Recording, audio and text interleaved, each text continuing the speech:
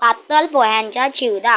साहित्य: अर्धा किलो पातळ पोहे, 50 ग्रॅम डाळवं, 50 ग्रॅम शेंगदाणे, 50 ग्रॅम मनुका, अर्धा चमचा हळद, 2 मोठे चमचे तेल, मीठ चवीनुसार, 1 चमचा पिठी साखर, 20 कढीपत्ता पाने, 2 चमचे बारीक राई.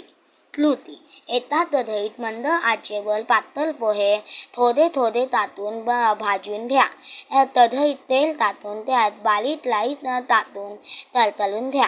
त्यात शेंगदाणे तळून घ्या. शेंगदाणे काढून ताटात ठेवा. आता तेलात डाळवं थोडंसं तळून ताटात काढा. आता तेलात कढीपत्ता टाकून थोडासा तळा. त्यात हळद, मनुका, शेंगदाणे, डाळवं, भाजलेले पातळ पोहे टाकून थोडे मीठ टाकून सर्व एकत्र तळा. गॅस बंद करा. 1 चमचा पिठी साखर घालून पुन्हा एकत्र तळा.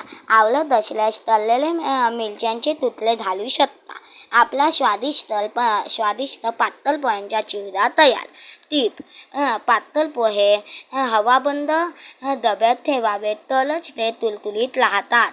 हा माझा व्हिडिओ आवडला असेल तर मला जरूर सबस्क्राईब करा, शेअर करा आणि लाईक करा. धन्यवाद.